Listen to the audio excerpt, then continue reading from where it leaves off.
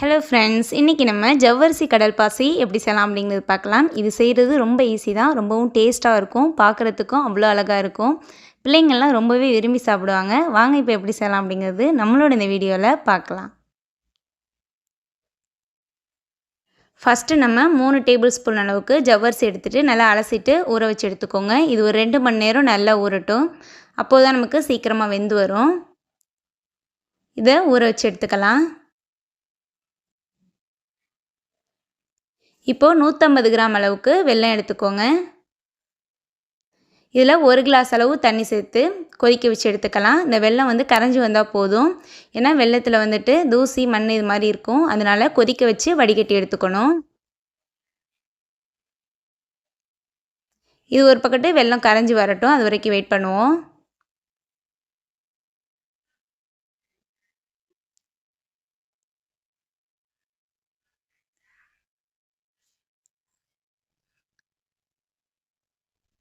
இப்போ நமக்கு வெல்லம் நல்லா கரைஞ்சிருச்சு.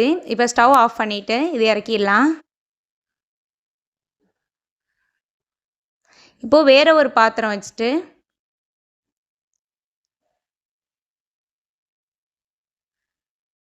அந்த பாத்திரத்தில் நம்ம காய்ச்சி வச்சுருக்க வெல்லத்தை வடிகட்டி சேர்த்துக்கோங்க.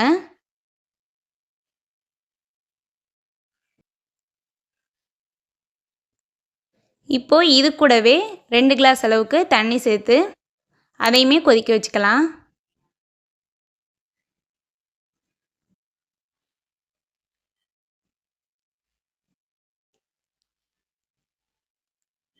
இப்போது தண்ணி நல்லா கொதி வந்ததுக்கப்புறம் நம்ம ஊற வச்ச ஜவ்வரிசியை இது கூட சேர்த்துக்கலாம். ஜவ்வரிசி சேர்த்துட்டு மீடியம் ஃப்ளேமுக்கு வச்சுருங்க. அப்போது தான் நமக்கு ஜவ்வரிசி இன்னும் கொஞ்சம் நல்லா அழகாக வெந்து வரும். நம்ம மீடியம் ஃப்ளேம்லேயே வச்சுட்டு இந்த ஜவ்வரிசியை வேக வச்சு எடுக்கணும். அதாவது இந்த ஜவ்வரிசி இந்த மாவு கலர் மாறி தண்ணி கலரில் வர வரைக்கும் மீடியம் ஃப்ளேம்லேயே வச்சுடுங்க. இப்போது வேறு ஒரு பாத்திரம் எடுத்துக்கோங்க. அதில் 1 கிளாஸ் அளவுக்கு தண்ணி சேர்த்துக்கலாம். அதில் கொஞ்சமாக கடல் பாசி சேர்த்துக்கோங்க. இந்த கடல் பாசி 5 கிராம் இருக்குது.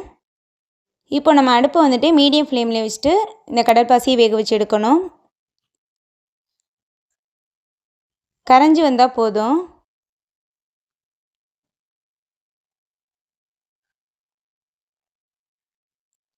இப்போ நமக்கு நல்லா கொதிச்சிருச்சு. கடல் பாசியும் கரைஞ்சிடுச்சு.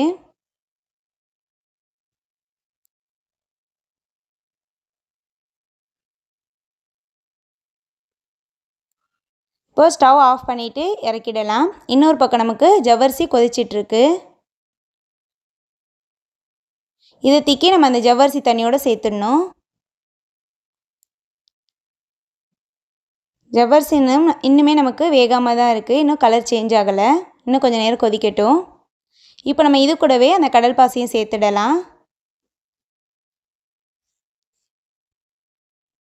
மீடியம் ஃப்ளேம்லேயே இருக்கட்டும், இந்த ஜவ்வரிசி வெந்து வர வரைக்கும்.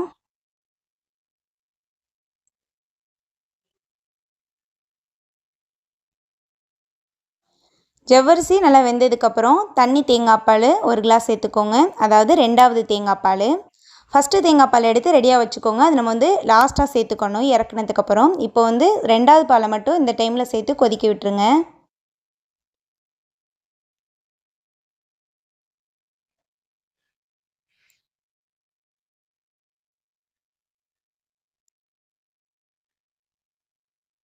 இப்போ நமக்கு இது நல்லா கொதித்து ரெடி ஆகிடுச்சு. இந்த டைமில் ஏலக்காய் தூள் கொஞ்சமாக சேர்த்துக்கோங்க வாசனைக்காக. ஒரு 1/4 டீஸ்பூன் அளவுக்கு உப்பு சேர்த்துக்கோங்க. கொஞ்சமாக சேர்த்தா போதும். இது லைட்டாக கலந்து விட்டுருங்க.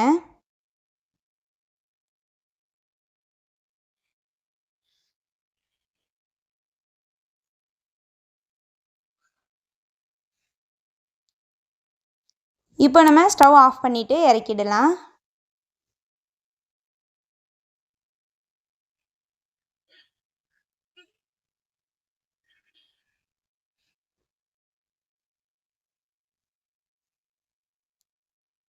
இப்போது இறக்கி வச்சதுக்கப்புறம் கெட்டியான தேங்காய் பால் 1 கிளாஸ் சேர்த்துக்கோங்க.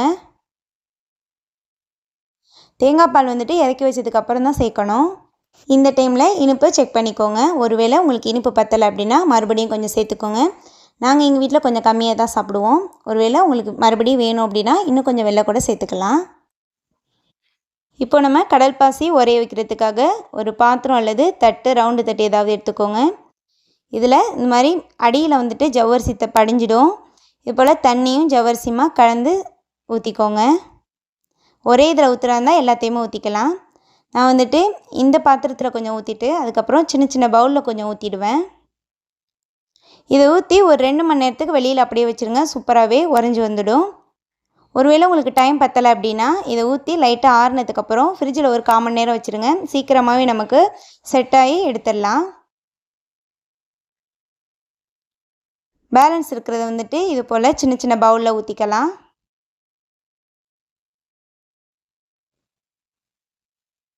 இதை அப்படியே க்ளோஸ் பண்ணி இது ஒரு 2 மணி நேரத்துக்கு அப்படியே விட்டுருங்க.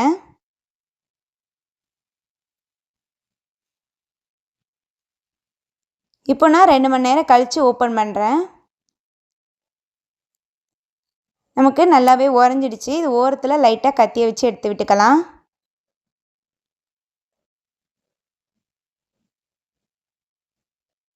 அவ்வளோ சூப்பராக இருக்கும். இது கொஞ்சம் சில்லுன்னு சாப்பிட்டிங்கன்னா இன்னும் அருமையாக இருக்கும்.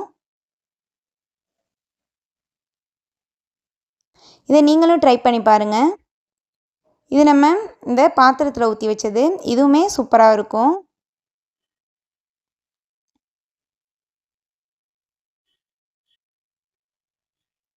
இது ஒரு தட்டில் இதே போல் திருப்பி விட்டு எடுத்துக்கலாம்.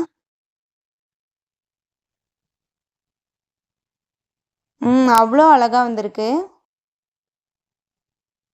நம்ம சாப்பிடும்போது இது ஜாலியாக இருக்கும். அவ்வளோ டேஸ்ட்டாகவும் இருக்கும்.